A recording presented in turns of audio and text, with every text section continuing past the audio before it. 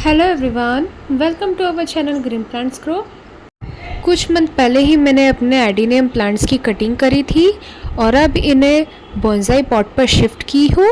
और प्रूनिंग करने के कुछ दिन बाद इनमें नए शूट्स निकल आए हैं और प्लांट की हेल्थ अभी भी बहुत अच्छी बनी हुई है और फ्लावरिंग भी इनमें अभी हो रही है बहुत अच्छे से।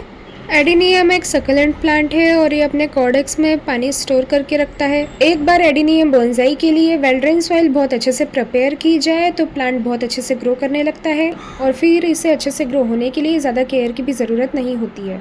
लेकिन बहुत बार रिपोर्टिंग या कटिंग करते टाइम कुछ ऐसी गलतियाँ हो जाती है जिसके कारण बोंसाई प्लांट की हेल्थ ख़राब हो जाती है। या तो कटिंग करने से इनमें इन्फेक्शन लग जाता है या तो इनकी ग्रोथ धीमी हो जाती है।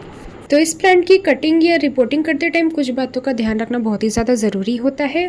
और कौन सी ऐसी बातें हैं जिनका ज़रूरी है ध्यान रखना, मैं आपके साथ शेयर करूँगी इस वीडियो में। सो मेरे साथ इस वीडियो में बने रहिए और यदि आप चैनल में न्यू है तो इस वीडियो को लाइक करें और चैनल को ज़रूर सब्सक्राइब करिए। तो सबसे पहले बात करते हैं कि कटिंग के बाद ऐसी कौन सी गलतियां करने से बचे जिससे प्लांट हमारा सुरक्षित रहे और ख़राब होने से बचा रहे। तो ज़्यादातर लोग क्या करते हैं कि अपने एडिनियम प्लांट की कटिंग करते हैं और तुरंत बाद ही इसमें वाटरिंग कर देते हैं। तो होता क्या है कि कटिंग के बाद तुरंत वाटरिंग करने से जो कटा हुआ पार्ट होता है उसमें फंगल या बैक्टीरियल इन्फेक्शन हो सकता है। बस इसीलिए प्लांट की कटिंग के बाद हल्का हल्का वाटरिंग करें, ज़्यादा वाटरिंग इसमें ना करें। और इसके अलावा लोग गंदे ब्लेड या तो गीले ब्लेड का यूज़ कर लेते हैं जिसके वजह से कटे हुए पार्ट पर भी इन्फेक्शन पड़ जाता है। इसलिए ज़रूरी होता है कि ब्लेड को साफ़ करें या तो स्टरलाइज करके ही यूज़ करें, जिससे प्लांट में इन्फेक्शन होने की कोई भी संभावना नहीं होगी और प्लांट हमारा सेफ रहेगा। इसके अलावा थर्ड रीज़न ये भी है कि लोग गलत मौसम में प्लांट की कटिंग कर देते हैं। सर्दियाँ या बहुत ठंडे मौसम में प्लांट की कटिंग नहीं करना चाहिए क्योंकि ये दो मौसम रूटिंग के लिए बिल्कुल भी सही नहीं होते हैं।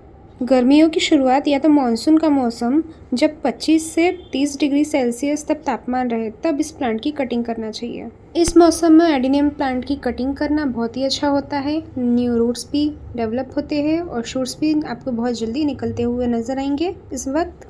और जब भी एडिनियम प्लांट की कटिंग करते हैं तो उसके बाद में इस प्लांट को डायरेक्ट सनलाइट पर नहीं रखना चाहिए। आप इस प्लांट को ऐसी प्लेस दे सकते हैं जहां पर इसे डायरेक्ट सनलाइट नहीं लेकिन इस पर लाइट ज़रूर पड़े। और इसके अलावा प्रूनिंग के तुरंत बाद इसमें कभी भी फर्टिलाइज़र या कंपोस्ट नहीं डालना चाहिए। जब आपको इसमें नए नए शूट्स दिखाई दे या तो इसकी न्यू ग्रोथ दिखाई दे तब आप इसमें हल्का लिक्विड फर्टिलाइज़र डाल सकते हैं, बट कोशिश ये करिए कि आप इसमें 2 हफ्ते तक कोई भी फर्टिलाइज़र या कंपोस्ट ना डालें। और जब हम एडिनियम प्लांट की किसी भी ब्रांच की कटिंग करते हैं तो इसके बाद इसमें ज़रूर सिनेमन पाउडर लगा देना चाहिए। सिनेमन पाउडर मीन्स दालचीनी का पाउडर, और दालचीनी का पाउडर हमारे घर में मिल ही जाता है। इसके अलावा हम फंगीसाइड का भी यूज़ कर सकते हैं। फंगीसाइड हमें इजीली मार्केट्स में मिल जाता है और या तो चारकोल पाउडर या तो टर्मरिक पाउडर का भी हम यूज़ कर सकते हैं प्लांट की कटिंग में लगाने के लिए। मैं ज़्यादातर एडिनियम प्लांट की कटिंग में लगाने के लिए सिनेमन पाउडर का यूज़ करती हूँ बिकॉज सिनेमन पाउडर लगाने से बहुत ही जल्दी न्यू शूट्स निकल आते हैं। सो गाइस, एडिनियम प्लांट सभी गार्डनर्स का फेवरेट प्लांट होता ही है और ये कुछ ऐसी इंपॉर्टेंट इन्फॉर्मेशन थी जो सभी गार्डनर्स को पता होनी ही चाहिए ताकि एडिनियम प्लांट की कटिंग के समय ये बातें ज़रूर ध्यान रखें। सो फ्रेंड्स, हमें एडिनियम प्लांट की कटिंग करते समय इन सभी बातों का ज़रूरी है ध्यान रखना। और अब बात करेंगे हम एडिनियम की प्लांट की रिपोर्टिंग के वक्त ऐसी कौन सी बातें हैं बहुत ज़रूरी ध्यान रखना।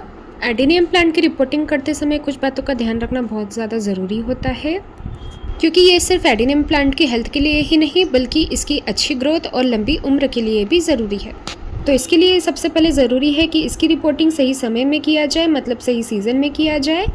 स्प्रिंग के सीज़न में या तो शुरुआती गर्मी के मौसम में इसकी रिपोर्टिंग करने का सबसे उचित समय होता है क्योंकि इस समय प्लांट एक्टिव ग्रोथ फेज में होता है। क्योंकि इस सीज़न में प्लांट अपने आप को जल्दी से रिकवर कर लेता है, इसलिए ये सीज़न बेस्ट है रिपोर्टिंग के लिए।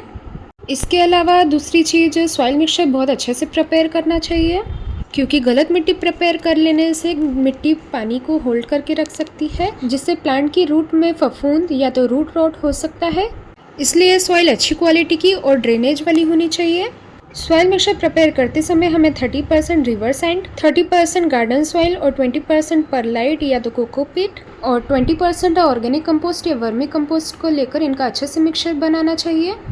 और इसमें आप चाहे तो 10% नीम खली या बोन मिल भी मिला सकते हैं जो कि फंगल इन्फेक्शन से बचा कर रखता है प्लांट को। और इसके अलावा जब भी आप अपने प्लांट को किसी पॉट पर लगाएं तो पॉट पर अच्छे से ड्रेनेज होल बना लेना चाहिए, जिससे पानी अच्छे से ड्रेनेज होल से निकल जाए और पानी मिट्टी में होल्ड ना रहे। एंड फोर्थ थिंग इज़, जब भी आप अपने प्लांट की रिपोर्टिंग करते हैं तो आप पुराने मिट्टी से जब अपना प्लांट निकालते हैं तो प्लांट की रूट्स को हल्के हाथ से साफ़ करना चाहिए, क्योंकि जो बेकार रूट्स होती है वो प्लांट की हेल्दी ग्रोथ को रोकती है। एंड फिफ्थ थिंग इज़, जब भी आप प्लांट की रिपोर्टिंग करें तो रिपोर्टिंग के बाद प्लांट में बहुत अच्छे से वाटरिंग करें, और वाटरिंग इस प्रकार करें कि जब भी आप वाटर डालें प्लांट में तो एक्स्ट्रा वाटर ड्रेनेज होल से बाहर निकल जाए। लेकिन इसके बाद आपको ध्यान रखना होगा कि आपको वाटरिंग तब तक नहीं करनी है जब तक कि आपको सॉइल एकदम सूखी हुई ना दिखे।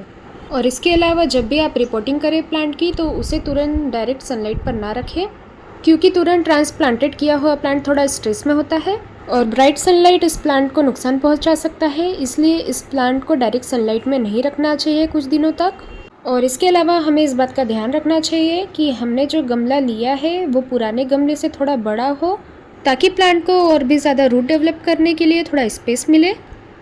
सो गाइस, सभी गार्डनर्स को जब भी अपने एडिनियम प्लांट की कटिंग करनी हो या तो रिपोर्टिंग करनी हो तो इन बातों का ध्यान रखना बहुत ही ज़्यादा इम्पोर्टेंट होता है।